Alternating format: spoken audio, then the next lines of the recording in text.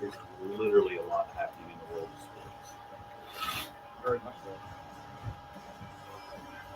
And I thought we might do the sports list at Misty's bag, Okay. unless that was your knowing is half the battle, but we can figure that out.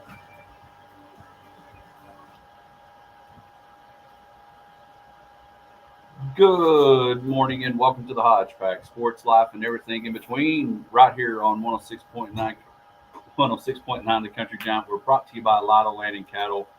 Rocket and rolling, tons to cover today. Josh and Hodge are here. Misty's, I don't think it's a live PJ Tour meeting she had today, but she did have a secret meeting she could not tell us about. Follow us on Twitter. Yeah, well, major announcement to come. Yeah, if you hear the breaking news theme here a little bit later, you'll know what we were talking about. But we'll have to hear about Misty's vacation, exciting things next week. But Josh and I are here. Again, our guest will appear our Pest Patrol phone line. We've got a lot to cover, a lot of things happening in the world of sports, on the golf course, off the golf course, baseball, softball, guy betting on things that he shouldn't be betting on. And just a lot to cover. So, Josh, it's literally a loaded show. We've got some guests coming on. We'll talk about that in a minute. But in the last 7 days since we've had a show last, there have been a lot of excitement in the world of literally all across the sports world. There really has. I mean, obviously we've got finals going on in NBA and NHL for those who care. There's not many around here, I don't think. And just baseball season's going along, and all the college playoffs and softball and baseball. So it's been very busy. Well, there's a lot going on. You mentioned it. The NHL Stanley Cup Finals going on, the NBA Finals as well. And so we'll jump into our Lawrence Hall headline report. In the NBA, Frank Vogel is hired as the Phoenix Suns head coach. But the headline is the NBA Finals. Vogel coming off of winning a championship. Again, we talked about last week with Monty Williams. The NBA, you can win a championship, and it does not take long for them to get rid of you. Frank Vogel winning a championship in the bubble with the Lakers, gets unemployed, and now is with the Phoenix Suns. We'll see if he'll be able to carry that on with what Monty Williams has done. Chris Paul trying to figure out where he's going to go. Possibility that Chris Paul may land at Los Angeles and with the Lakers. The other thing that came out about the NBA news before we get to the finals news was Kyrie Irving apparently reached out to LeBron James about maybe coming to Dallas. I think there's no chance he comes to Dallas. One, his son's going to go play. Bronny's playing at USC. And I don't see LeBron wanting to share a limelight, maybe not so much with Kyrie, but Luka. Now, Josh, I wanted to ask this question, and I'll go ahead and dive into it. Is there a player, because there's a lot of people that don't like LeBron, okay? There's a lot of people that have not been a big fan of LeBron because of a lot of reasons, a lot of political stance and all those things. And so what would you be okay? I'm trying to think of a baseball player that you have not been a fan of that you would be okay to come play for the Rangers if it knew it gave you a chance to win a World Series.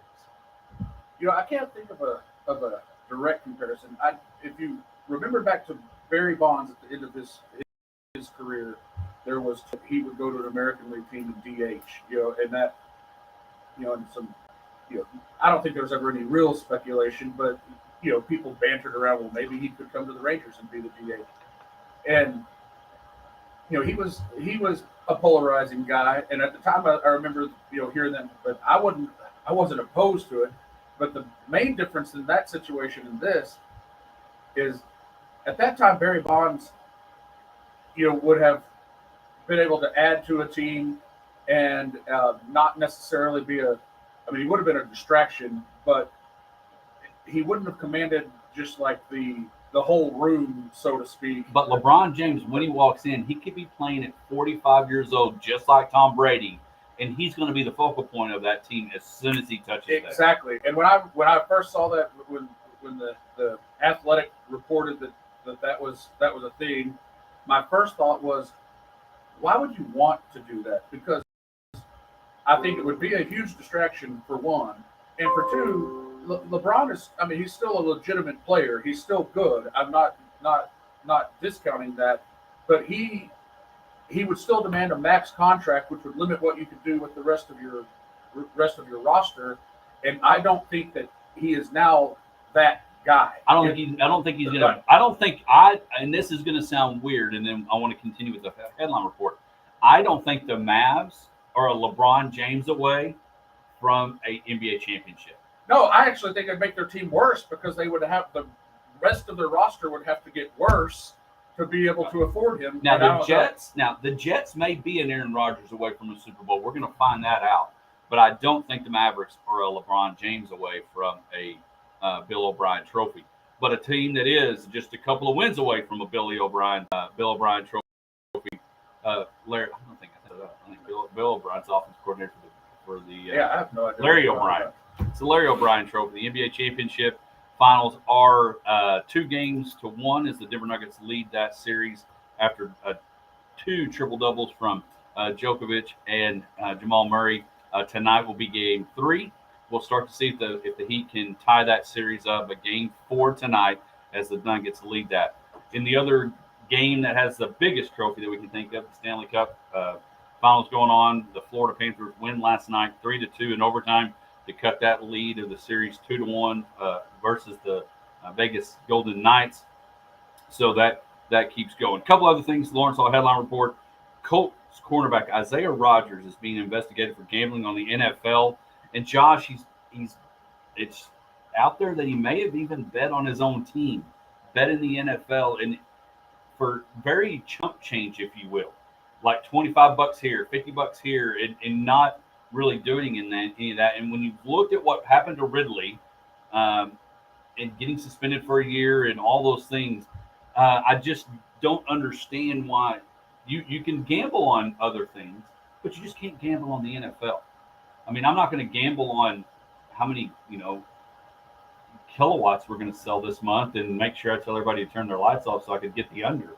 But it blows my mind that guys are still doing this in the NFL.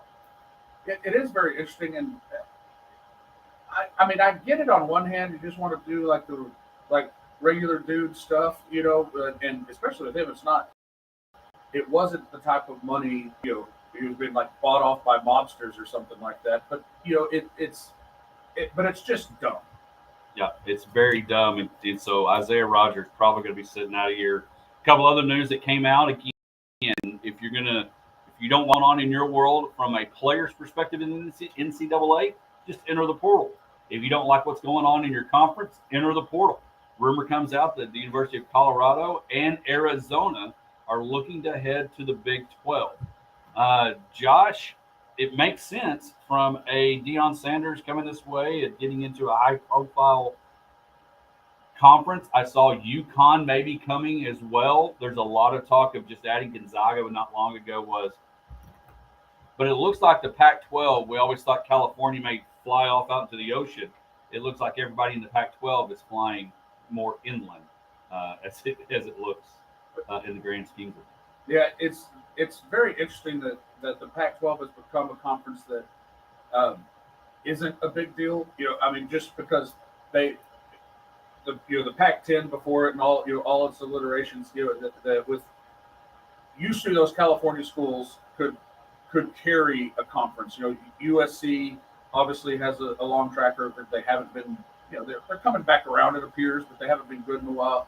But just the people trying to get away from that seems funny because it is a Power 5 conference and it's got a long history. So it's funny that it's just kind of falling apart, but it appears to be. Well, it's bad when there are a couple of teams away from Conference USA needing to switch out and let them be a Group 5 and let them come to a Power 5. Right. Well, level. I mean, and if they lose teams, they haven't fielded the kind of competition that really should get you that Power 5 status, at least in football. Well, and you have to start figuring out who do you even go get. It's like we always joke about, let's get rid of Dak. Well, who's going to replace Dak? Let's get rid of McCarthy. Who's going to replace McCarthy? We can let those people go, but who are you going to bring in? Boise State, maybe, hopefully Wyoming. I mean, try to convince North Dakota State with all the Bison, the Bison tradition of winning those NCAA tournaments come in. There's not like there's just a ton. And then somebody said, how much longer do you think West Virginia stays and doesn't think about going back to the ACC because their travel budget is already outrageous. And now you start adding just these other teams. Now you're going to get a few that are closer, but now you've added Utah. You've got to go out to BYU. We're going down to Florida. I just think it's pretty interesting on all this college landscape.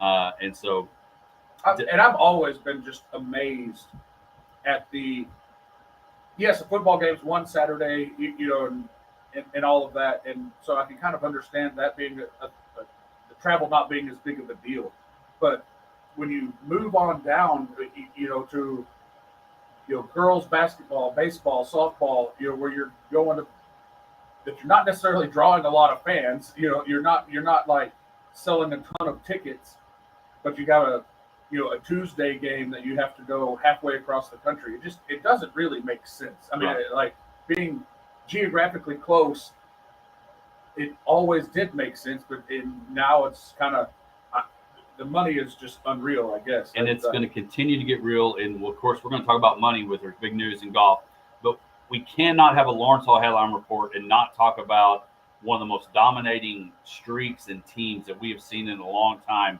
Probably not in women's sports since the UConn Lady Huskies had gone on a run. Last night, the Oklahoma Lady Sooners winning their third straight NCAA softball championship, 3-1 over Florida State last night. And Josh, 59 in a row, just unbelievable dominance in a program and in a sport that is ESPN's done a really good job. From college baseball to college softball, you got to watch a ton of sports, and I just thought it was a very entertaining. And I enjoyed watching it last night, and I've watched some of the games. But domination in Norman for sure, as the Oklahoma Sooners win another national championship. Yeah, and it's incredibly impressive because we talk about baseball and softball; those are sports that if you're expected to lose games. I mean, good teams lose double-digit games. It's not like in football. You see the undefeated and even one loss can derail your season. But then to just roll through people like that, it truly is hard to comprehend. And we talk about it. That means for 59 games, you didn't have a bad one. You could have had not a great one and found a way to win.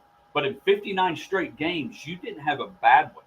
And I wanted to make this comment because I saw somebody post on Facebook. It's a friend of mine. I'm not going to throw them under the bus. But once I say this, they may know it's them. They posted on Facebook and said, man, I wanted to take some kids to watch the game, to watch the College Women's World Series. And she's like, but these tickets are $459. How are these so expensive? To me, that's a good sign for women's softball and for any sport. If the ticket price on StubHub or a third party is at a level that seems expensive, that ought to be a deal. You know what? That's pretty cool because that means our sport is drawing a demand of a $450, $140, $60 ticket. Right. That is incredibly expensive. It's out of the you can't take your kids, and I know that you can get kind of like, I guess, bummed that it costs that much, because you want to take your kids, you want to be able to witness stuff. But you are correct. If the market's driving prices like that, that means your sport want to be there. Right. That means your sport is at a demand that is important, and it's great. So congratulations. We have tons more to talk about. We got the Texas Rangers who got a bad doctor's report this week, but still playing good and heading into a series that, again, it's going to be, in my opinion, very important to the Major League, to the Texas Rangers and kind of where we're at. The other thing, we're going to have guests at the bottom of the hour. We've got two stud golfers, one familiar voice in Landry Reed and Sawyer Templeton will join us. They'll talk about their journey to Florida that's coming up soon. And then we've got the Key City Volleyball girls coming back and heading back to the national tournament in Minneapolis. They'll join us at 8 o'clock. So tons to cover. Golf news out the wazoo. Josh will probably try to throw me under the bus. But when we come back, Texas Rangers, first place, playing well, and all the things. Be back with more Hodge Pack right after this.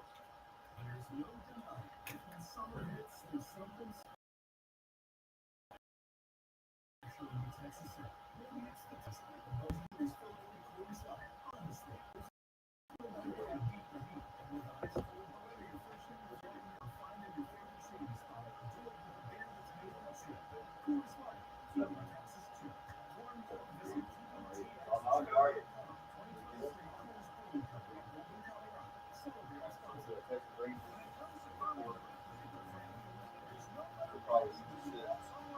and we'll see where it lands. I don't know, Josh. Josh is on. We'll swing that mic to you, so you can sit there and just put songs over to that. He's like the start. Thanks.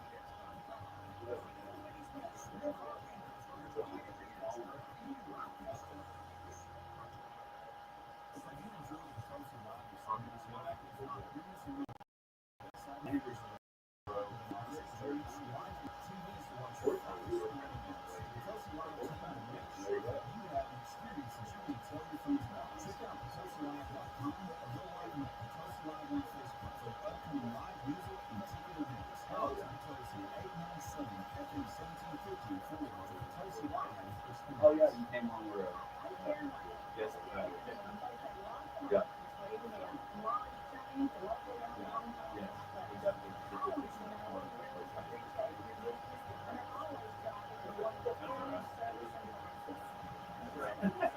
Boy was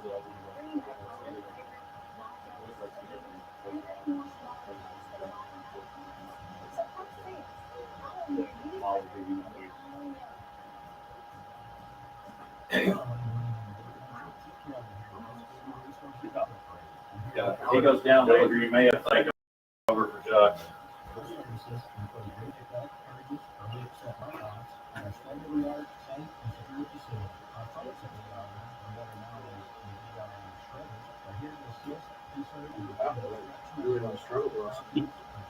Well, I've been really good about turning the mic off. I didn't cough them.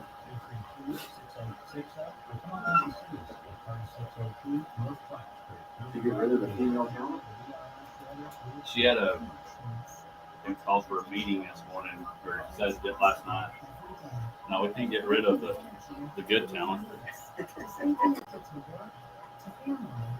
Yeah, sudden 8 o'clock meeting can't get out of it. So we're joking that it's a live PJ Tour meeting. Which Yes, that's what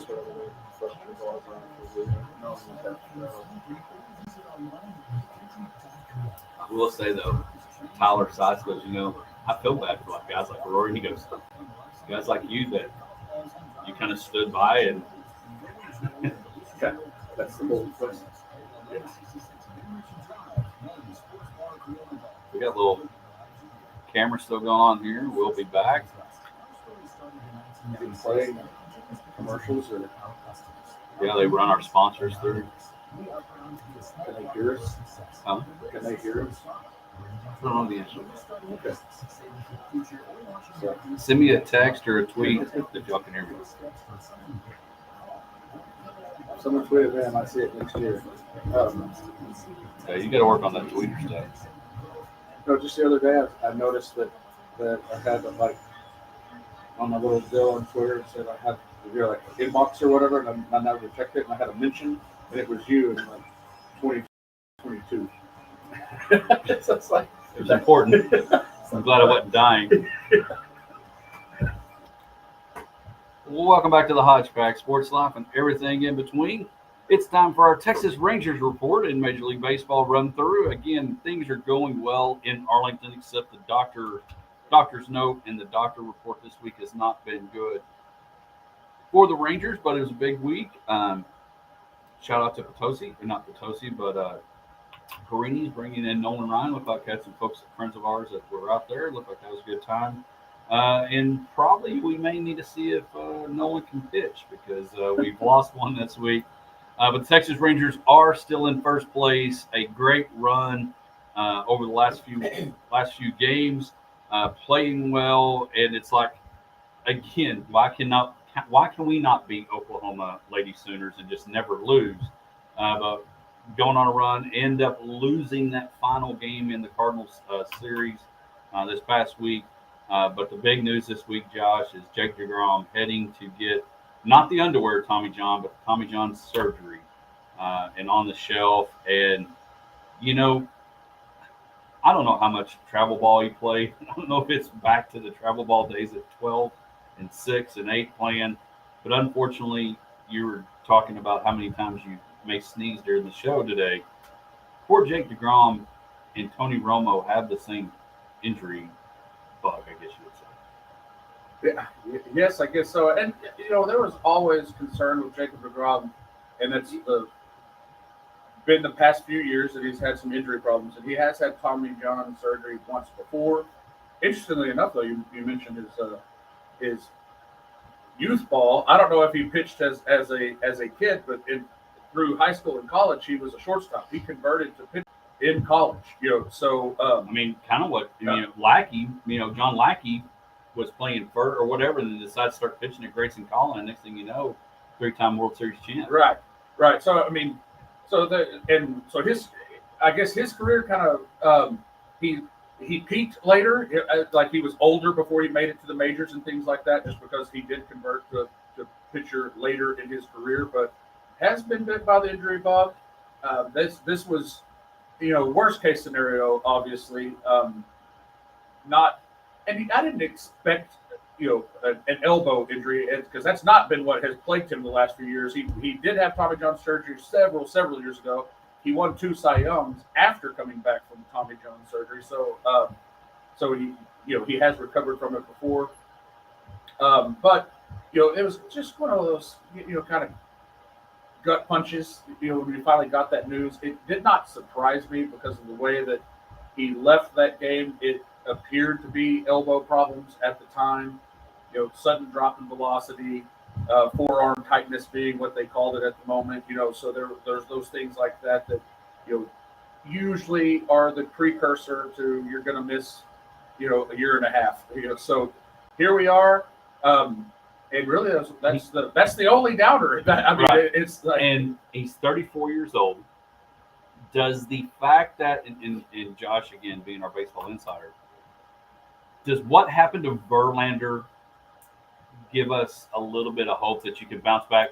Verlander, older in his years, had to have surgery, comes back last year, helps the Astros win a World Series, and of course technology and all those things that are a lot better than the first Tommy John surgery. Does that kind of give the Rangers, because we invested, that even though we're not going to see it, and fortunately we're getting the production that we're getting out of the pitching today, and things are going well, does that make you feel, okay, maybe we can start a run, finish 2023, and then know a healthy DeGrom's going to be back repaired? Well, there's definitely hope. There's no. But does the confidence of a guy at Verlander's age? Oh yes, coming yeah. back Well, that's from what I that? was going to say. That is still the exception. Verlander is Verlander's a Hall of Famer in a once in a lifetime type talent. So you can't necessarily say that but it does set precedent that it can happen. And I do think that he will come back and pitch well. I don't think that it's going to be the end of his career. And if you dig into some of his numbers, his velocity, that his average fastball velocity, the past couple of years has been pushing 100. One of the years that he won a Cy Young, I think his average fastball velocity for that year was like 96. When he came back from Tommy John the first time, so he had to build that velocity back up. There's some that say that maybe he should just dial it down and he wouldn't get hurt as much. That's a possibility too. Well, that wasn't that thoughts of doing what they did to John Smoltz and put him in the bullpen. Right. Well, there's that thought too. But I'm not a proponent of that. He's the it has worked for people in the past, but that would be the way on the back burner if things didn't go well when he came back, that you could, he's useful in that obviously. But what I do think is if he comes back next year and is able to, be on track, he'd be at the back half of next season is when he'd come back. So, it would, if things continue the way they're going, he would be able to help in a playoff push next year, like a big trade acquisition. So we'll see how it goes. But I guess why I feel like we'll be fine going forward in the long term with Jacob DeGrom is he's not just a rear back and throw it hard guy. He knows how to pitch. his location is probably, he's able to locate his pitches is maybe his biggest strength, even above the fact that he can throw it 100 miles an hour. So even if he loses some velocity through the surgery and has to do things a little bit stepped back, he still has the pitchability to come in and get people out. So in the future, but I'm not really concerned about all that right now, though, because the Rangers are playing well this year, and we can worry about next year as it goes. Side note, he does have there's an automatic trigger for an extra year on his contract if he misses time for Tommy John. So that was specifically in his contract. Now the Rangers have him for another year. What it'll be like when he's 39, I guess, but we'll see. But it's interesting that they put that in the contract. But 14-4 in our last 18 games. We've got the lead over the Astros by 5. And Josh, we talked about this earlier in the year, heading to Houston and making it an important series, even though it was early in the season for the Rangers. I think this weekend's Tampa Bay series is very similar to that. Right now, they are two of the best teams in Major League Baseball, and I think if you could flex a game for Sunday Night Baseball, I think they would maybe want the Rangers and the Rays. Now the problem is there's not a ton of people in the stands for the Rays game, but this weekend is a series for the Rangers that, in my opinion, is one that, again, you got the DeGrom news. We can move on from it because you know what? We're still playing good. We're still coming to Florida with every bit of a confidence to win this series. And that's the other thing. I wanted to take a picture of that stat of the number of series that the Rangers have won in a row where they've won the series, and they're really – Oh, yes. They are on a roll. And as you mentioned, this is the two best records in baseball. They have 2 more losses than Tampa Bay, so they're a little behind Tampa Bay, but that's after Tampa Bay's truly historic start. They've been, playing about even as far as their record goes. So there's Tampa Bay's in a different division, so we don't have to worry about Tampa Bay as far as like winning the division goes. But what I do think is like we have to be as fans somewhat tempered in this is still a June series. So if for some reason the Rangers go into Tampa this weekend and get swept, the season's not over. There's still plenty left. But to your point, if you go in there and take 2 or 3, then you're feeling pretty good about yourself. And even even if it's a 1-2, where if you win a game in Tampa at their place against the best team in baseball, it shows that you belong. And so, but I'm excited about it. We'll see. One thing also to note as far as like how this series is being perceived is Tampa called up moved back, I guess, their number 1 starter, McClanahan, to pitch today when he was scheduled to pitch yesterday. So they flexed their rotation to match up with the Rangers, that's always a sign that people care about what's going on and are trying to win a game. Well, and the other reason I think it's a good stretch and an important stretch, you get to go down to Tampa, play 3, and then turn around and come back home and play the Angels and have a little homestand this coming week. To me, that's another big deal too as well. This month is a stretch of games where, hey, we'll go play Tampa Bay, going to be tough, but then we get to come back home and sleep in our bed for a whole week and play at home. And you got the Angels, which is always a fun one. I'm sure people are trying to catch and want to watch Ohtani pitch and Ohtani hit and all those things. Right. And so those are big. Other baseball news we want to talk outside. The big news was that Aaron Judge, who's having this monster fun year, runs through a fence and went on the 10-day DL for a toe. He's out. And Josh, we talked about last week how the AL Central was not an issue, not a need, not a problem. Every team in that division is now below 500. And so they're going to be very similar to talks when we talked a few years ago. Should an NFL team get in by winning their division, being under 500? I'm sure there's a chance that's going to change, but there's also a chance that doesn't change. I assume that Minnesota will probably get back over 500, but they're not playing very well. And what is disappointing, I guess, about that, really from the Rangers fan perspective, is the Rangers are going to need to trade for some pitching. Bullpen especially, but now with the Grom going down, there might be at least the temptation to look at trading for a starter also. If the right deal comes along, and as long as Minnesota, Cleveland, and Chicago are like kind of hanging in there, and no one's running away with it, they'll be less likely to trade away somebody. So that makes the trade market a little bit tighter. You're going to have to pay more in prospects to try to trade for somebody. So that's from a Ranger centric thing. I wish the Twins would just roll off 10 in a row and bury the Indians and the White Sox. So maybe the White Sox people in the trade pool. Yeah, put more people to be traded. Right. But right now, with the White Sox and Cleveland hanging in there, it makes it to where they're not going to be as likely to deal somebody. So that's like my very Ranger centric take on that. But the Royals are still really bad, so they've got some people to trade to. Yeah, when everybody in your division is below 500 and you're 12 and a half out, things are not going well. But what is going well is for a number of golfers here in the Abilene area, they're heading to Florida next week to play in the Bear Trap, where the Hondas played at PGA National. When we come back, we're going to have familiar voice Landry Reed and a new voice, Sawyer Templeton, will join us in a moment for our Big Country Electric My Town segment, part 1, right after this.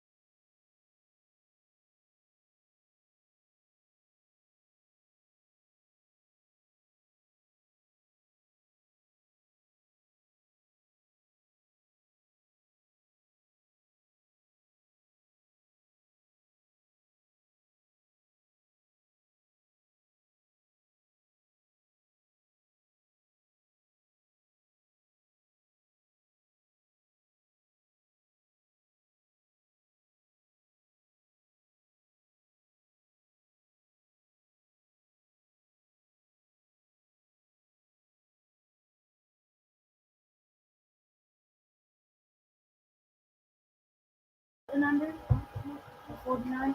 Nice. Okay. So did you? So did you? So you had to do that. Sawyer, how was yours? Was the stretch? I mean, how did you get? Obviously, you got enough points. How was that? It was really. What'd you do with your trophy? Did you get a trophy? No, we got medals. Okay, nice. Do you have them just hung all over your room? There you go. So, who's your? Just curious. Everybody we see golf. You know, we've got Butch Harmon and all those people that teach. So, who's your golf coach, Sawyer? My dad and Coach Brandon. Okay, your dad, Coach Brendan. Is your dad hard on you? Sometimes. That's okay. He's in the room. We'll ask him, make sure, because I got a feeling he probably is. What about who's your golf teacher? My dad and Jimmy. There you go, and that's Jimmy Tidwell, and of course Brendan at the country club as well. What your drive? So what? I'm gonna see if I can remember. Driving is that what you're best at? That's what you kind of hang your hat on. Sawyer, what do you love to do? Drive, chip, or putt? Chip and putt. There you go. Those are important. Those are important because they say you drive for dough and do what? Putt for dough. Yeah, you drive for show. Chip. Yeah, we'll get that story in a moment, a little bit later. That'll probably go into the podcast deal. So, what do you love about golf most, Landry? It's different. Of course, golf has been in the news all this week. We won't get into your thoughts on live and all that because we don't know if we have enough time for that. Because I got a feeling Josh is going to bust my chops a little bit later about this. But what do you love about golf? I mean,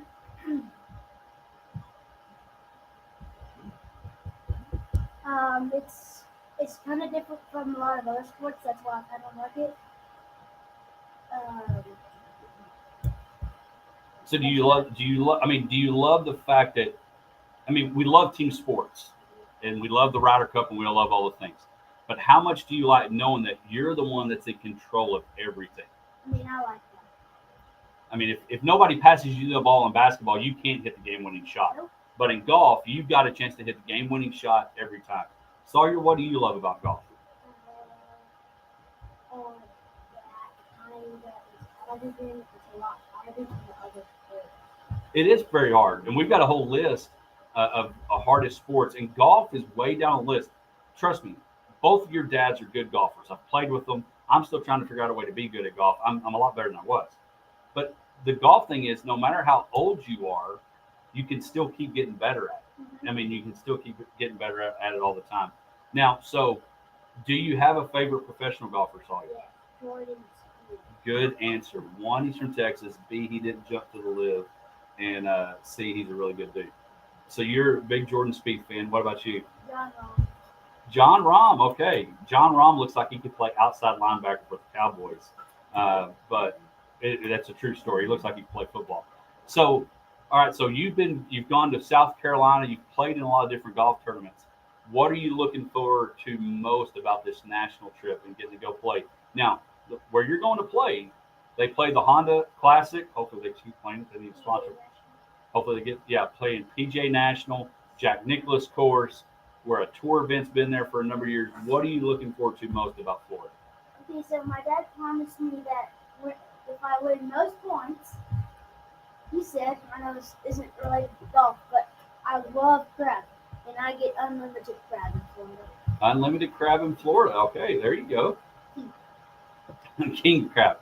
So what about the golf part? I guess my deal is, and those of you that want to know why you should play golf, I cannot go to Globe Live and hit batting practice without a whole lot of money. You're going to go play. You guys are going to go play where a PGA Tour event is. We can go do that, and some of them are expensive, but some of them aren't. You're qualifying to do this. You're basically like the Michael Blocks of Abilene. Your parents can explain that later. But so, Sawyer, what are you looking forward to about Florida?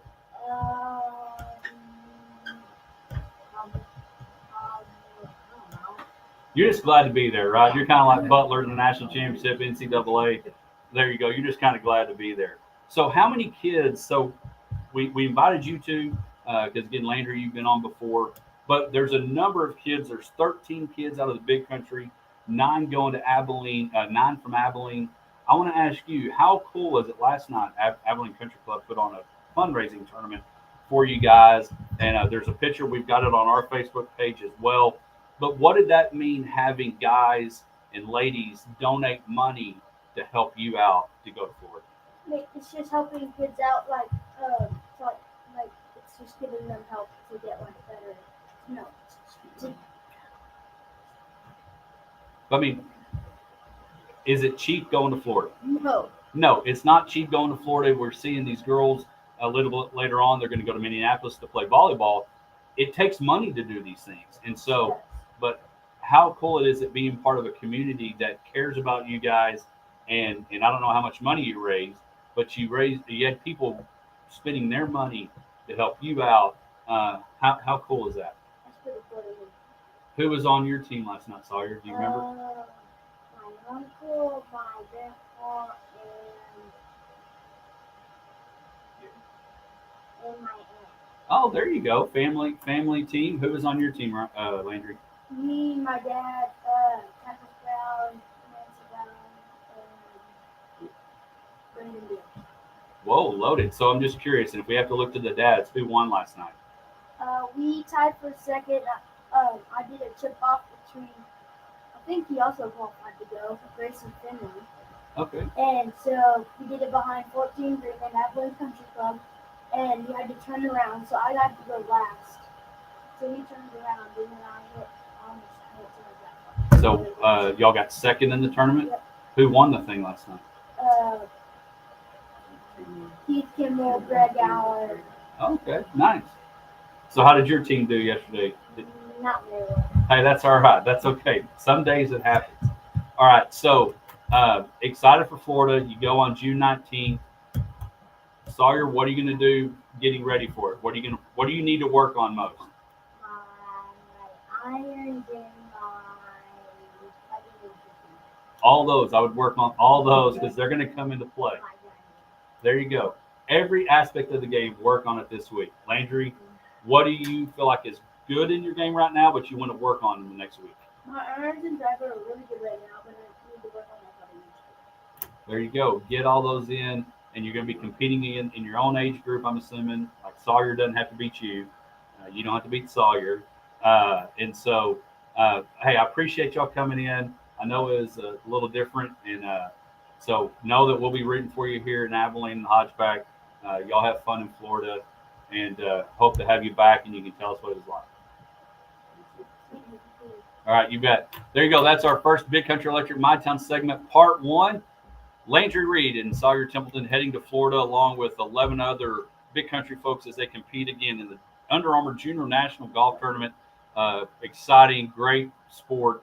Can't encourage you enough, kids, to get into golf. It's a sport you can play forever. When we come back, we'll talk to Josh and we'll kind of dive into some of that golf news. And we'll also look at a sports list that we'd mentioned earlier. Boxing's tough, but isn't it the hardest sport? I don't know about that. We'll be back right after this.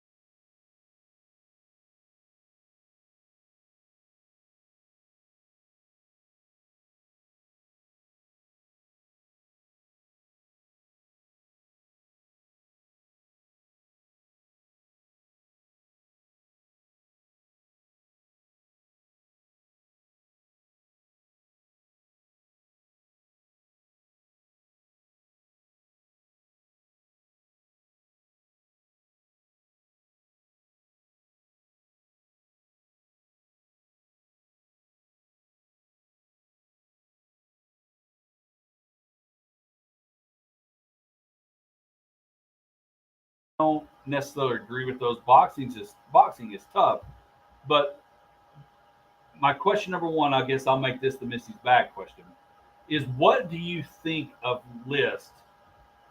Because everybody does them, whether it's the greatest of all time, top four, favorite places to eat, all the things. What's your thoughts on lists?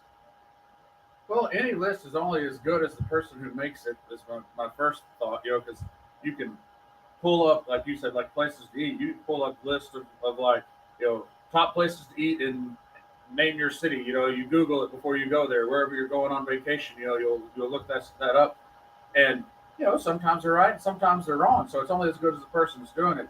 When you sent me this list earlier this week, I opened it and looked at it, and I thought to myself, and I probably said it via the text message, this is unequivocally stupid. Like, I don't know who DraftKings post this, says that ESPN made the list. I don't know who at ESPN did, but for example of why I think this is stupid, there are things on here that are like boxing, they say, is number one, but wrestling and martial arts are farther down the list. So, what's the difference in boxing and martial arts? I mean, you're. Well, would you not think martial arts might be more difficult than boxing? Because in boxing, you're going to use your fist and you got to bob and weave. And Yeah, all that. you're not like jump kicking people. But in martial arts, you've got to learn, wax on, wax off, block things, So leg sweep. And one thing that really caught my attention is they have up here gymnastics after tennis, which is, I guess, 10th, is gymnastics. And then as you go down the list and you're looking at the different things that are on there, you're moving along, and now I lost it because I clicked on it and it got bigger. But cheerleading is at the bottom of the list, like bottom 10. Isn't gymnastics involved in cheerleading? I mean, don't you do gymnastics when you're cheerleading? I'm not saying that you just do only gymnastics, but there's 50 places separating the two. That just seems weird to me. Well, and I guess to me, what I would like to know, if we could reach out to the people that actually created this list, would be what are you considering making things difficult?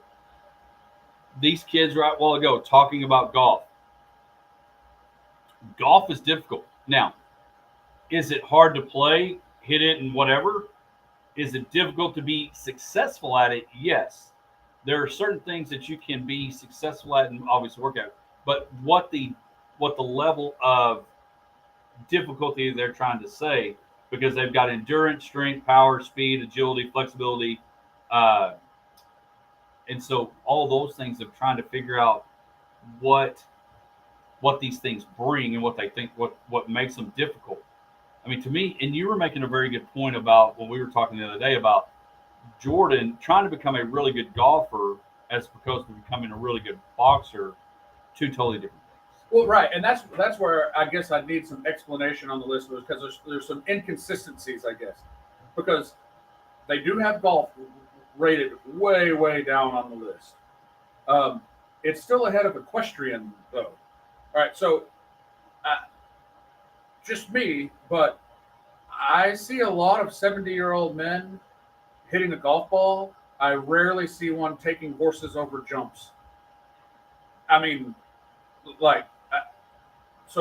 you're just talking physical need to be in shape, I would say equestrian would have to be above golf.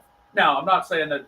I mean, I don't know. I don't know the last thing about equestrian. I don't know the first thing about it. I have no idea what you have to do. I mean, I've ridden a horse, but I've never tried to jump a red pole. I don't know, but it just seems kind of weird. But to the point that we had when we were talking about this is, I do think it's very funny, because they have tie down roping, calf roping is on the list, which I do think is an incredibly difficult athletic event, because you have to ride a horse, swing a rope, catch the calf, get off, have the physical speed to get to the calf, pick it up, throw it on the ground, and then tie it. So there's a lot of athleticism that goes into that.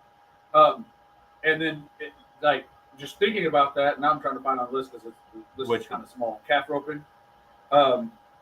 Yeah, calf roping's down at the bottom, midway down. Yeah. All right. It's Ironically, calf roping is 2 above bull, bareback, and bronc right. riding. So that's why I just think the list is just goofy. I don't know who did it, but to the point that I'm saying, like to be a good calf roper, those guys have to be quick on the ground, and I know it's not a long endurance type of thing or whatever, but it's athleticism. But I think that you took a guy that, let's say, a professional boxer, and one of the more athletic professional calf ropers, and cross-trained them. I don't know that boxer ever ropes a calf. Right. Like never. Like if he's for 6 months, your job is to learn how to rope this calf. If he doesn't have the background of knowing how to ride, knowing the things that go with it, I don't know that he can just suddenly figure that out. I do think you take an athletic guy and train him in boxing, they could kind of figure it out. Now I'm not saying they're going to go, win the welterweight belt or whatever, but like I think they figure it out. And I think that's the other thing that's interesting on this list. I'm not saying boxing's not tough, but you start looking when you start, and obviously they do this because it creates conversation and all these things. And I'm anxious to see what the girls think, who will be kicking off hour number 2 with us here in a moment. As volleyball is number 21, and that means volleyball is number 21 and is above, Josh. Those is above. Volleyball is above all those bull riding and rodeo events that we just mentioned.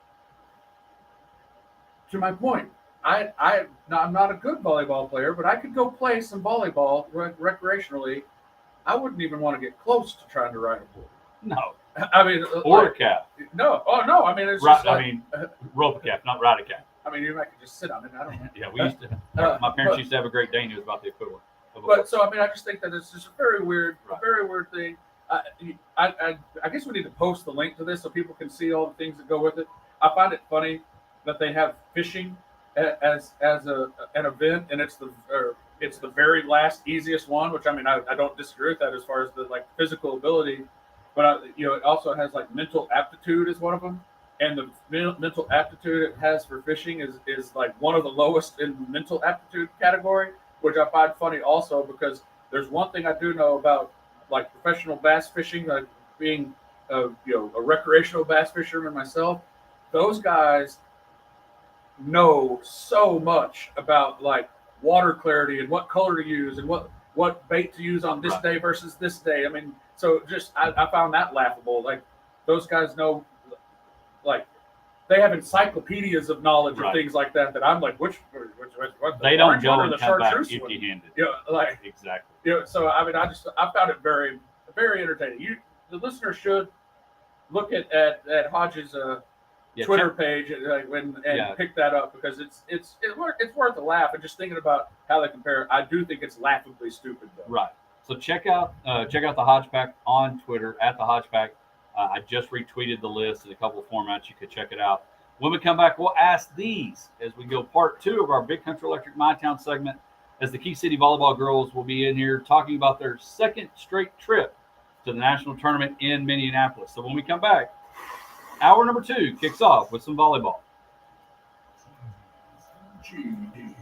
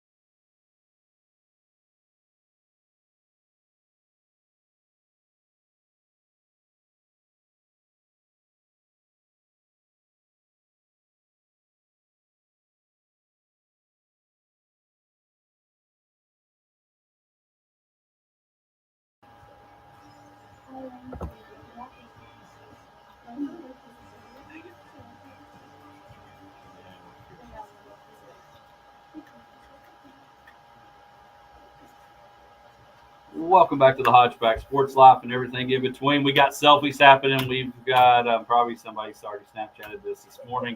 And really, I hope y'all Snapchatted it and some of your other friends that are still sleeping. We appreciate y'all being up.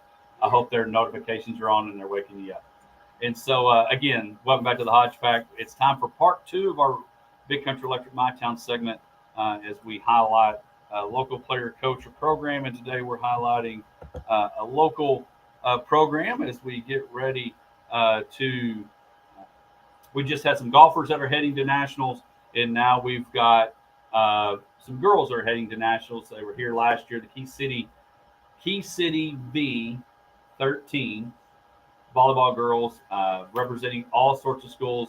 We've got a few that are going to talk. We got a few that are just going to laugh, and we'll put them over there in the corner somewhere. But real quick, we're going to go through those that are going to talk. Danae, we're going to start with you.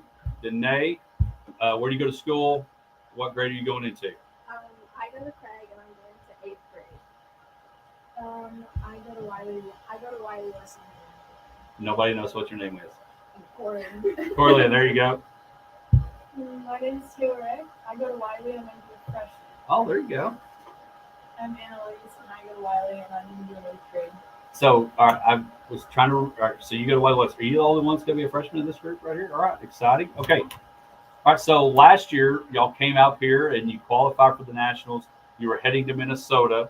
Is the national tournament in the same place, Taylor Ray? Y'all going back to Minneapolis or Minnesota? No, we went to Indianapolis. Oh, Indiana last year. Okay, where are we going this year? Minneapolis. Okay, so they moved to Appleses. All right, so next year they'll find another. Maybe they'll go to Annapolis in Maryland next year. So, all right, we're playing volleyball. Most of us are going to be either freshmen or 8th graders next year, and so.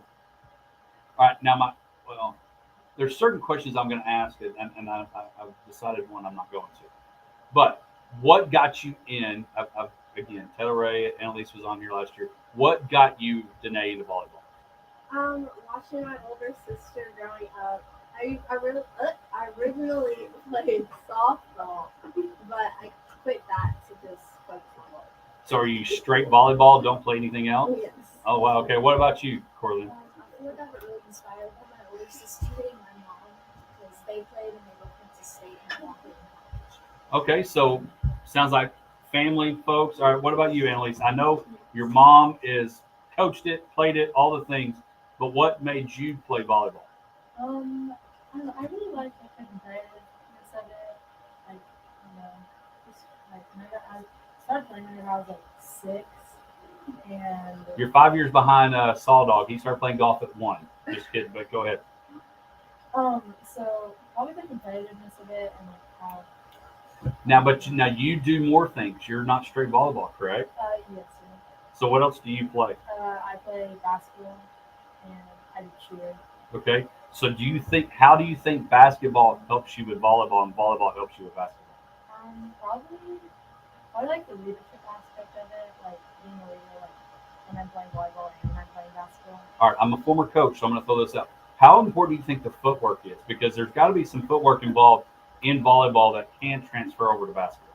It's definitely very important, I think. Like, it's kind of the same. Like whenever you're doing an approach and whenever you're going for a layup, it's kind of the same. What about you, Taylor Ray? I mean, do you play other things besides volleyball, or are you straight volleyball? This year.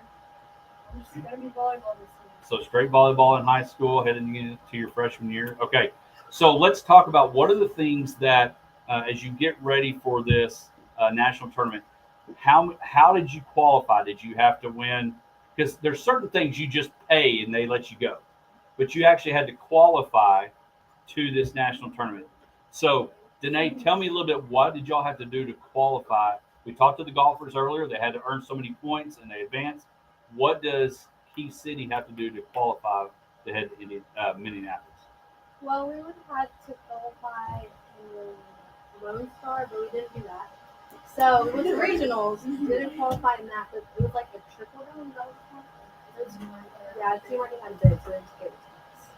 So, okay, so now this is a great story. All right, this is an opportunity for y'all. So you You earn the bid probably like an NCAA, and we probably should have your dad in here or your dad in here, somebody that knows what I'm about to talk about. So stay with me. In NCAA tournaments, sometimes they don't win their conference championship, but they get a bid to the tournament because they've had a good season.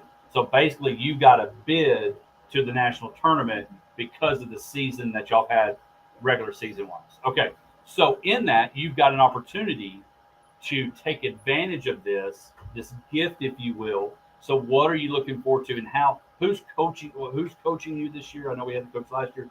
Who's coaching you? We'll go Taylor Ray. You're the oldest. Who's y'all's coach, and kind of go from there. Oh, coach is back at the back. Oh No, yeah, coach. No, Taylor is not the oldest. Oh, never mind. Oh, I thought we had a coach. So Taylor Ray, talk about your coach and kind of what y'all been doing leading up to get this another chance. Well, our coaches are Coach Monk and Coach Canada, but I don't know, it's been different this year, but they've been working us really hard, so we're excited. So what do you think? And we'll go, Corlin, you can talk about this. You talked about you've seen state championships won by family members and all those things. What do you think it's going to take to?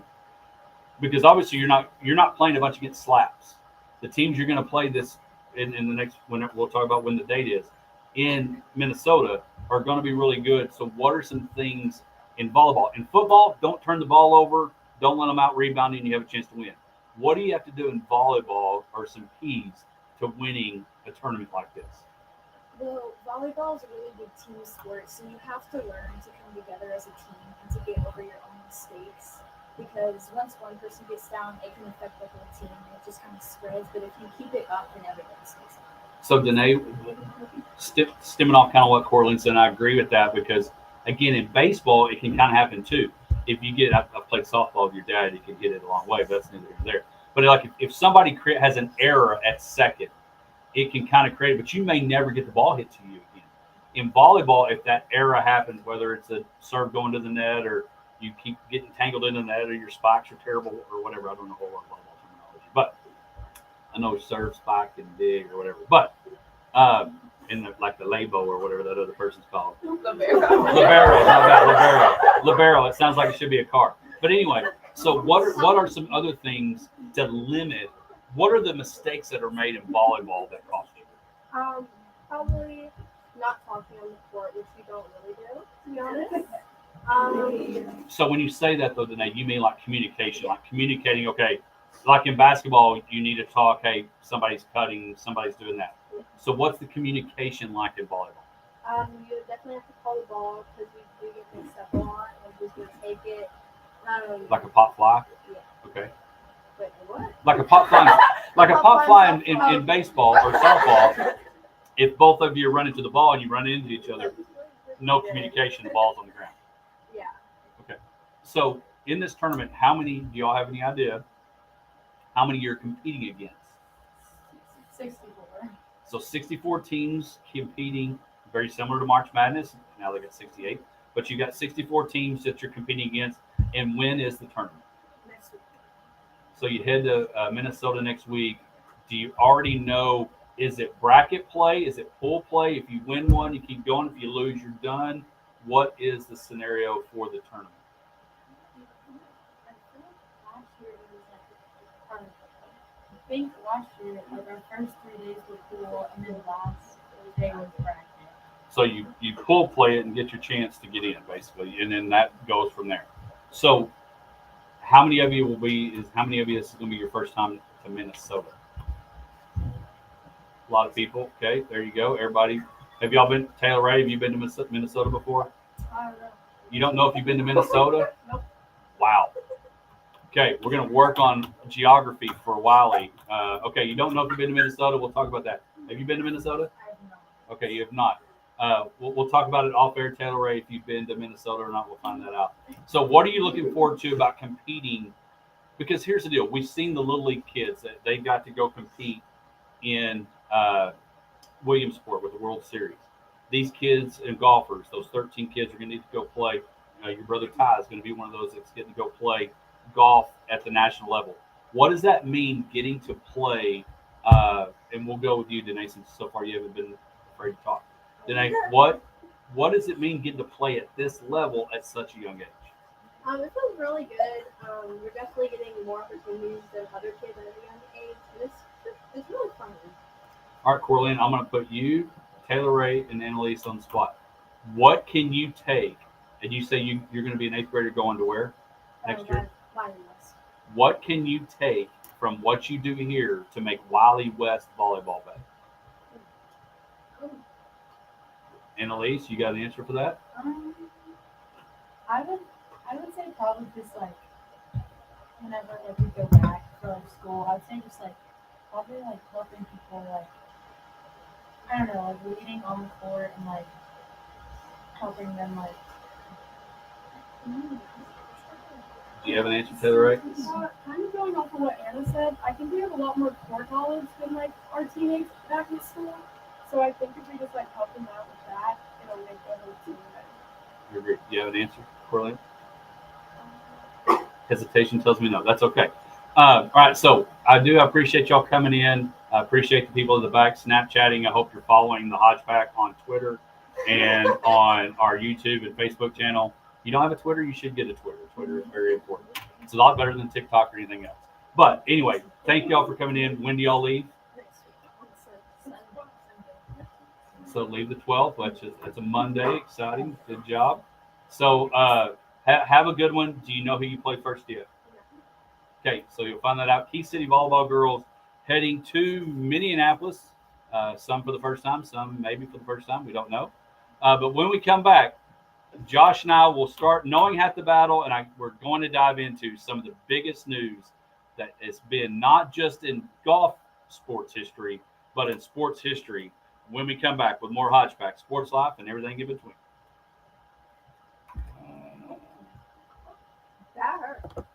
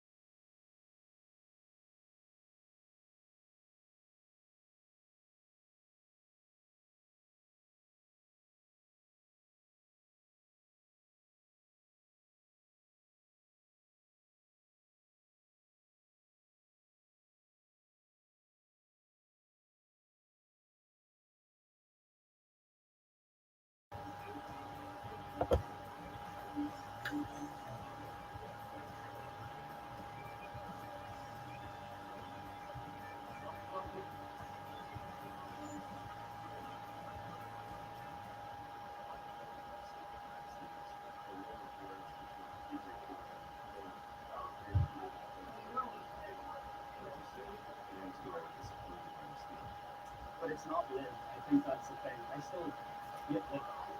I hope it goes away, and I fully expect that it does. And I think that's where the distinction here is. This is PJ Tour, DP World Tour, and the PIF. Very different from live. All I've got to try to do is protect what the PJ Tour is, what the PJ Tour stands for, and I think it will continue to do that. So look, going forward, I hope that there's, maybe a team element, and you're going to see. Welcome back to the Hodge Pack Sports Life and everything in between. You hear Rory McIlroy at a press conference at the RBC Canadian Open, which is underway. Round 2 is already kicked off. And Josh, I mentioned as we were heading to break that it is Tuesday was probably one of the biggest days in sports history, not just golf history, but the sports history that took place this past week, as the announcement came across on social media that the PGA Tour has decided, along with the DP, which is the European Tour, to merge and join forces or merge with the PIF, which is the big fundraiser money backing of the LIV Golf Tournament or Golf Tour. And it looks like all the people are coming back together. And so it's been a very interesting few days. I've reached out to my buddies, Paul Tesori and some others, that they were very shocked. Rory got a call early that morning. He talks about that in the press conference. But a lot of these guys are upset. The guys that stayed, the guys that are coming back. We do not know what's going to happen. But Josh, this past week, I don't know if crow's the right word for. I don't know what the right word, but it was a take aside, and I'm looking for my sound bit for the rest of this segment. But it was a very interesting day. And do you agree, a most interesting day in sports history as a whole, not just golf? Well, I'm going to have to disagree with that. You're very golf centric, and I appreciate that. It's interesting. It's not a nothing deal, but I still think that if you poll the average sports fan, most of them didn't even know what the LIV was. So I don't think that it really was that big of a deal. Now, very big to golf, and you are a golf fan, so I get why you feel that way. But see, I would disagree in the fact that other people outside of the golf world paid attention to it because of the early disagreements that Jay Monahan, the PGA Tour commissioner, had literally a year ago this tournament, talking about those guys are gone. We're not going to pay. They're going to be basically being punished, standing behind the 9/11, all that stuff. And then now a year later, changing their mind. I agree with, but I think the average sports fan doesn't even know about it. That you asked that question. I would throw that out, and I would disagree. Okay.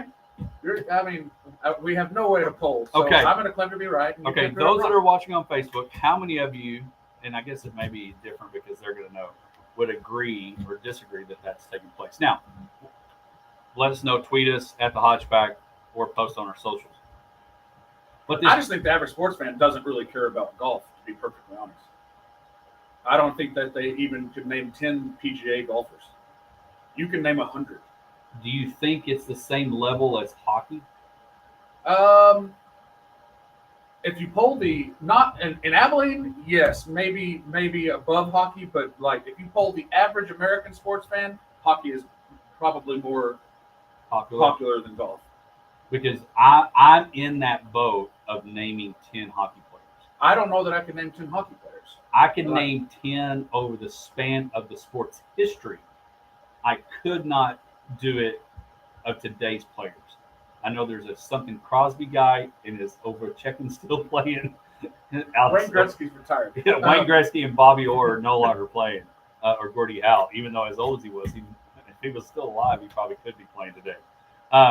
But I think what we see here is that it's totally changed. And even though they've made this decision, it reminds me. Now they're going to have the money. They've got over $100 million or $100 billion invested in it, and they've got obviously unlimited amount of funds. So money is going to not be the issue of making things work.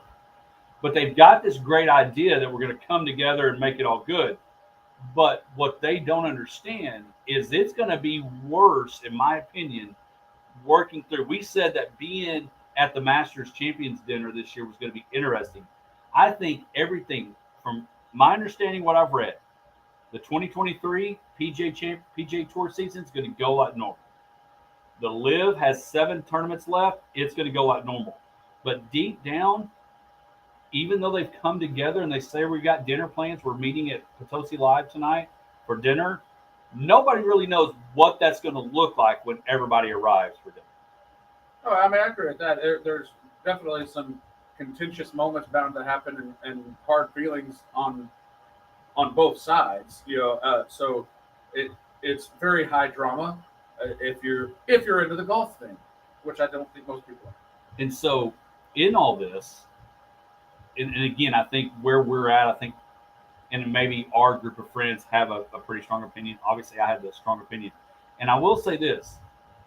I had an opinion of leaving the PGA Tour, not necessarily, I guess, I don't know if it was for the money or whatever, but leaving what had treated you well and leaving the success and all those things that you've done. My question is, in the same way as they say, as these new guys come back, and I'm about to play your sounder so you can do what you need to do to me. But in that, when the guys that left, it opened up, if you will, jobs for some of these other guys to be on tour.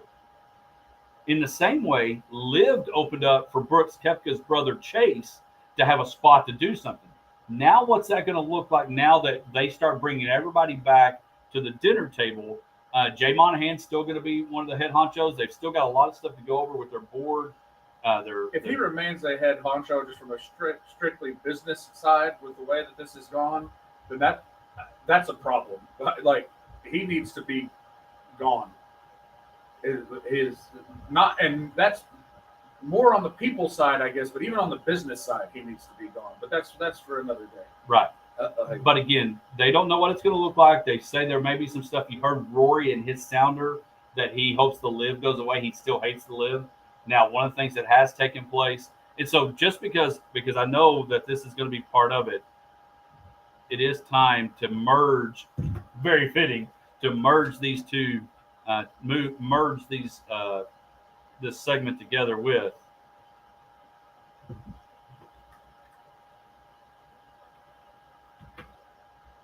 So, Josh, I'm going to just stop and let you. Okay. Well, yeah. What you need to learn from this, and Hodge, I'm sorry, like this is like, I mean, this isn't like, square peg in a round hole. This is like the puzzle pieces go straight together. This is for you, and for everyone else out there, because it doesn't just apply to this. It's just across the line. But you have to be careful where you plant your flag. Rory, what he was talking about, I think that's a perfect example of this. When you take a stand on a hill, and that you've got to be really, really certain what that hill is, because a year later that might look a little bit different. And you have to eat crow, as you were talking about. And there's no better example than Rory and what he just was talking about with this isn't the Live, because he was very strong about not wanting to take the Live money, and it was bad people and bad human rights and all of this stuff. Well, now you're taking the Live money. You can say it's not the Live. The Live's going away. You're taking the Live money. It's the PIF. That's where the money came from. So if you're truly principled, you're not playing in the PGA anymore. So you planted a flag, and you personally, Hodge, planted this flag, which I never understood. I never understood this, like, you're wearing a shirt that says PGA right now. I never understood why, as someone who is an employee of the PGA, a member of the PGA, why do they have loyalty to that to not go somewhere else if they're going to get paid more money? I've never understood people's argument in that. Now, I get the argument of the money comes from bad sources and things like that. That you have to weigh that. But I don't get like if Big Country Electric Co-op wanted to pay you more money than Taylor Electric, and you can go over there and do that, no one's going to be like, well, man, he sold out Taylor Electric because Big Country is going to pay him twice as much. So I just don't get that whole thing. Well, but that's but I will say this, and I've been trying to figure out how to word this. Obviously, sometimes I say something that's goofy, but in that the blood money that they kept referring to, I'll be honest with you, I got more educated from other folks saying, well, there's a lot of money spent here that you could label blood. Right, there is. So that part, the 9/11 stuff, terrible. Okay, awful. The Jimmy Doon guy that is part of the PJ stuff had friends that passed away, coworkers that he passed away. He wasn't there because I think he was off doing something. Anyway, so it's a terrible story, terrible event. I didn't look at it as that. My biggest struggle of it was, and again, I've always gone back to the life-changing money. I have never had life-changing money, ever. So in that, when they left to get a huge amount of more money, when they did that, knowing what you leave behind, you bring up Taylor Electric, Big Country, okay? But you're going to very similar things. But the difference is when you leave the PGA Tour, there was a chance that you no longer get to be a part of playing the Masters, playing a Ryder Cup, playing in the majors, and continuing. And who's to say that they weren't going to get to maybe still qualify for the PGA or for the Golf Hall of Fame? Those were the things that I had a hard time with, of people leaving and knowing there's a chance that you couldn't do that. Okay, but that's anymore. still just a tradition. I mean, you think about it, anybody who takes a job, okay, you're just working here in Abilene somewhere, and you get contacted by a recruiter, by a headhunter. They have a job, but like Brent Schroeder recently, he used to work here in Abilene, and he ended up moving to Lubbock. He and his family moved. So like they did what they thought was best for them, and they moved towns. So now, if they're having a cookout on Friday night, they can't come over. Right. And so you made a choice, and then and you did what was best for you. So it's just, it's just like all right, well, you can't go to the break room at your old job anymore because you work at a different place. I get it. It's the Masters, but it's still, you weigh those things and you make a choice based on how much you're getting paid to do your job. So people move, people go to different places because of that. So you make new friends, you get new habits, all that stuff. So I never saw it as, I didn't get this like vitriolic, and it wasn't just you. So vitriolic hate of like, oh, you're ruining the PGA. Why do you care about the PGA? The Masters is going to happen whether the PGA is there or not. Well, I think a lot of it was, and again, one of the things that's come out of this is that the litigation that both have been involved in are ceasing. They're going away. And so that's because neither one of them wanted anyone digging through the. No, they wanted their closets to stay shut. Yeah. Right. But I do think, and I know you mentioned it, and it's similar to the NBA. In our world right now, even if LeBron James did come to the Mavericks, which the majority of the people in this area are Mavs fans with a sprinkle of Spurs fans. We don't have a whole lot of Rocket fans this up far north, if you will. I think if LeBron James went to the Mavs, the majority of the people probably would not be that excited. But I do think, and you mentioned the average fan, I think because some of the big name guys were involved in this, like Phil, like Rory, like DJ, and all that. It's very important for the golf world. I think it makes it. I think it's interesting, but I do think that it's far from over. They've made plans, but what I was going to get a while ago, and we'll go to commercial and then we'll come back, is that we've talked about going to the Kentucky Derby. We've talked about going and entering a car, me, you, and Misty in the Buffalo Challenge, which we'll talk about that when we come back from break. But it sounds like a great idea.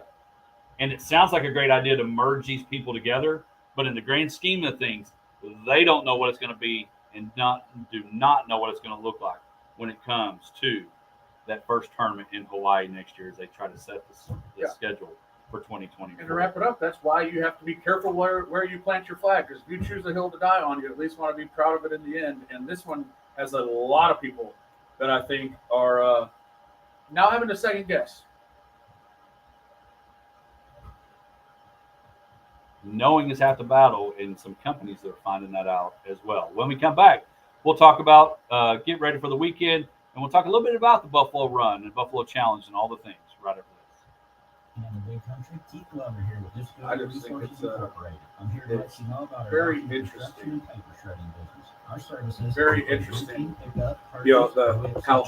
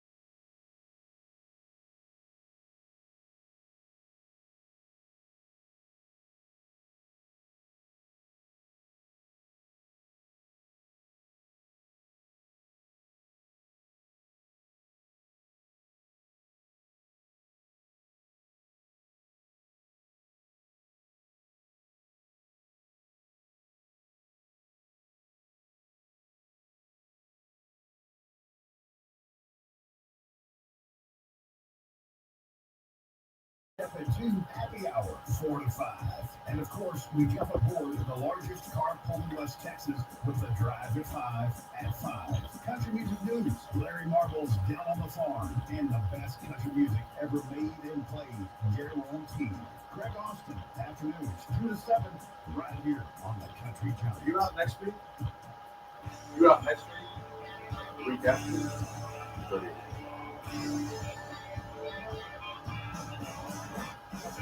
We'll be on vacation. Welcome back to the Hodge Pack Sports Life and everything in between as we get ready to head into the weekend. A lot of stuff going on tonight. Mike Ryan going to be at Potosi Live. I'll be there checking it out as we're hanging out at the Potosi Live studio. Don't forget, probably still some tickets available. Check out PotosiLive.com. They've got a lot of events coming up this summer. Of course, next week, Summer Jam, Giovanni and the Higher Guns Thursday night. They got Who's Your Daddy free comedy event Friday night. Unfortunately, Clinton Black not being able to be there. And then Saturday, of course, Wade Bowen. You'll want to be there for that as Wade Bowen will be kicking things off. It'll be good stuff. So get your tickets to Potosi Live and check out all the shows they got coming up, PotosiLive.com. And again, Mike Ryan tonight. Looking forward to seeing him tonight as well. But want to mention real quick before we talk, there are some NFL news. We had mentioned a little bit earlier about Colts quarterback Isaiah Rodgers and his being investigated for the gambling stuff. We want to talk about some more NFL stuff in a moment. But I want to give a shout out to Cody Cox and the folks at Camp Able, and really all of you that were part of the Buffalo Run Challenge that helped raise over $430,000. Third year in a row of doing so, and so congratulations. Greg and I were out there emceeing their return home fun party, fellowship, whatever you want to call it. Weather held off great, but it was a lot of fun. And Josh, they've already announced next year, June 6th of 2024, and Cody basically was saying, hey, go get your cars and get ready to roll. But a lot of people were there, and again, the weather held out real good, but a lot of money raised. They had to bring back something random to auction off, and everything was being auctioned off from a side mirror to a telephone booth to roadkill to a roadkill bucket. A lot of weird stuff, but a great, again, outside of the box fundraiser, raising a lot of money for the program at Camp Able. And so it was really good stuff. So congratulations to Camp Able and all those that helped participate and raise a ton of money. Real quick, want to talk as we get ready to head into the weekend, Josh. Some NFL news. Dalvin Cook was notified that he's going to be released from the Minnesota Vikings. Again, Josh, we talked about it. While the reason you and I and Mike Greenberg and others were okay if we were to get Bijan Robinson is that running backs, their shelf life, unfortunately, is no longer Emmitt Smith, no longer Roger Craig, no longer Frank Gore. They are even about Barry Sanders, less than Barry Sanders, of when they decide to let go and let them move on. But I have a hard time thinking that Dalvin Cook is still not a running back, Josh, that could be beneficial somewhere. And he will be. He'll get picked up and be used in tandem with somebody else the way that running backs are now. I mean, he's somebody that I wouldn't mind if the Cowboys picked him up. I don't. He might not be full go. Like he has been. A top all pro type performer, but I think he'd be a valuable member to a football team. And here's the crazy deal, Josh. And I looked it up, so obviously I can cheat on this. Want to take a guess on how old he is? 27. Nailed it. 27 years old as a running back. It's crazy how now the league has looked at how old that is. And it's not like, and we can look it up, but it's not like Dalvin Cook just had a terrible year. If you think about it, and maybe that's what would happen. Maybe the Cowboys would get him. There was a running back last year that folks thought you should not draft, and we're going to talk about drafting in a moment, that thought might have been washed up and ended up having a fantastic year, and that was Josh Jacobs. Mm-hmm. There were people that thought, hey, Josh Jacobs is done, need to move on, whatever. And he ends up having one of the best years last year in the running back position. And so I think Dalvin Cook may be one of those guys that gets another chance. The other news is Zeke Elliott hadn't been signed, and DeAndre Hopkins, of all the places that he's looked at and thought about going to, he's thought about going to and meeting with the Tennessee Titans. Mm-hmm. Josh, I don't know why. Now, I know why you leave Arizona for Tennessee, but I don't know why you leave Arizona and want to have a chance to be competitive and win at the Super Bowl and maybe not even Super Bowl, make a good playoff run. Why you don't look somewhere different, knowing that quarterback position as a top wide receiver is a little wishy-washy with Brian Tannehill and Will Levis. Yeah, I mean, it is, but, they also have a history of doing, going to the postseason, getting things done. They have, an off year last year, obviously, but I don't know. And it could be just that it's not all just about winning the Super Bowl, but going someplace that you want to be and you have some friends there that you want to be with. I mean, you don't know what all can go into someone's, work decision. Of course, when you get released, you don't have a whole lot of options. Well, no, you got to go somewhere, right. And that's the other thing. Who wants you? And of those places that have reached out and his agents talked to that there is a possibility. What do you like the best? So now I want to throw this out at you, Josh. We've been talking about we talked about draft and a little bit when you draft a running back and all those things. I think it's interesting, and don't get me wrong, we've talked about it all the time since this show's been on the air. We've talked about how the NFL never really is in the offseason. They are always, something's going on. Now, this past year, you've had some decent NBA playoffs, so they've taken a little bit. The biggest news is Aaron Rodgers going to the Jets, Tom Brady retiring. And a couple things, DallasCowboys.com says camp ends with no big injuries. They've been moving folks around at left tackle and left guard and seeing those things. Dak looks good. They're looking at probably restructuring his contract as well. But one of the things that we start seeing, Josh, and I get emails because, again, Matthew Berry's got to have something to do, is they start throwing out ideas for your fantasy football draft. Hey, top sleepers, here's some running backs, all that. Josh is a champion. I've only won it once. How many times have you won our league? I just won once. Okay. Yeah. I've been second place several times. But been in it. And there's folks like you and Evan's been in it and all those that have won it. And have stayed up in the top major leagues, if you will, of our two leagues that we have. How soon and what is your prep like? Should folks be paying attention and reading these documents in June? I don't no. I mean, I don't spend any time, if you really want to get into the weeds of it with fantasy football, until a few weeks right before the draft, because there's always trades, injuries, people sign somewhere else, things like that. The biggest thing is the injuries. Injuries is the biggest. So until the rosters are somewhat finalized, I don't spend much time, because all it takes is, one guy signing over here, and suddenly that, you've moved down the depth chart a little bit, or you're spreading those targets around a little bit, so you're not as valuable. So then I have to recalculate what I've done, and then I just, so I'm a more wait to the end and cram type of guy. Well, and you think about it, that's the way we kind of have to look at it, is you start digging into it. And I understand there's a reason NFL Live is still on every day at 3:00, and they're talking about Lamar Jackson, and they're finding, topics to talk about. Right. Very similar to what we do when football starts ending here at the Hodge Pack. You start looking for things to talk about, and that's kind of what they're doing in NFL Live and all the other places like Matthew Berry and all those, is creating and still telling stories. Because I do think there are a lot of storylines heading into this football season that we'll be able to look at, like Bill O'Brien coming back to the Patriots to be the offensive coordinator. Can he help not only Mac Jones, but what kind of importance is Bill O'Brien going to be to Bill Belichick to kind of turn that around? Because now everybody in your division's gotten better. If Tua's healthy, the other thing this week, Josh Allen became the cover of Madden a few years ago. That was a curse. Right. He says, bring it on. And then, of course, the Jets had Aaron Rodgers.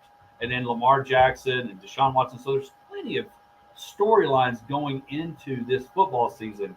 But it's always interesting to see the fantasy football people really make a push. And do you think baseball, because of 162 games, football just seems the easiest? Football and golf, to me, seem the easiest things to be in because you don't have to really be in a league in golf. You just pick golfers the weekend you want. Yeah. But like for this, baseball and basketball, there's people out there that do it, but it doesn't take on Yeah, I've never done what football does. I've never done fantasy basketball. I would be at a distinct disadvantage with even knowing who it was supposed to be good, But I really do enjoy playing fantasy baseball. That's what started my fantasy, Career. fantasy sports career. Yeah, was doing baseball, and so I like it. It is a grind because the season is long and there's games every day of the week. So you don't have to necessarily manage it like a fantasy football team where you're, just 10 a.m. waiting to make your lineup, right before game time. I mean, if people take days off and stuff like that you can't catch all of them. You just got to kind of accept that, But there is that daily thing that makes it seem a little too much of a task. Football works very well for the fantasy sports. Now they're spreading it out and they're having games on different days more than they used to. But you're gonna have to be aware because you may have a guy playing on Black Friday now. Right. When it used to be basically just Sunday and Monday, it was very easy to, Saturday, Sunday morning before Sunday school, hopefully not when you're sitting in the pew because you forgot, but I'm sure that's happened to a few people. You check and see who's injured, who's starting. That makes it a whole lot easier. It's very conducive to the fantasy. Right. Well, so anyway, football's rolling, all those things. We've got football not around the corner. Even Ryan Reed earlier, the dad of Landry or somebody's excited for football. We all are. When we come back, we'll wrap up the show and head into the weekend right after this. It's where we live. It's where we work. And as your Touchstone Energy Cooperative, we know our This is the community break. We need to do something different because is we're going to tell you the commercial break at which is why we're 8:55. grateful for your 2 trust. minutes. Quite literally just come back and say, that's all, folks. Because for us, there's nothing more important than giving you the power to power on. You are the most important part of Big Country Electric Cooperative. Call or stop by our offices in Rowan, Snyder, and Stanford, or visit online at bigcountry.com. Hello, I'm William in the Big Country. Yeah, I agree. It was funny sitting there I'm here to let in you that know room about our doctor. with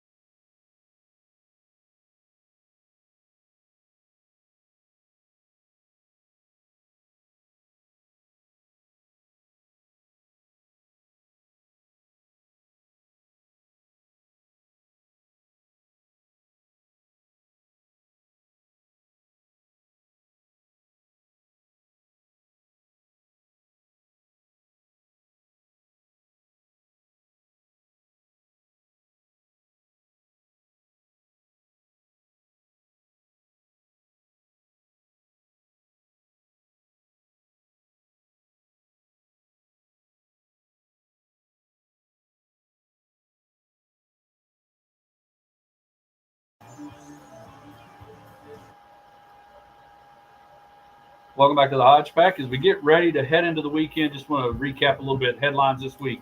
Again, the NBA Finals Game 4 tonight. Nuggets and the Heat in Miami. They'll be playing. The Heat will try to tie that series up to 2-2. Stanley Cup Finals. Florida gets another win, or gets a win to make the series 2-1. And of course, I want to shout out to Rose Zhang. Last week made her LPGA debut, won a national championship with Stanford. 14 days later, makes her LPGA debut and winning last weekend, winning her first tournament debut. A lot of golf going on. Again, the Canadian Open, Texas Tech golfer earning his PGA Tour card, getting a kickoff this week as well. Of course, Michael Block is playing, not doing very good. But again, he's already been one of the big stories of the season. So, again, appreciate everybody. Appreciate Landry and Sawyer coming on. Don't forget you can download, subscribe, rate, review. Check out our podcast channel, our YouTube channel, HodgePackSports.com.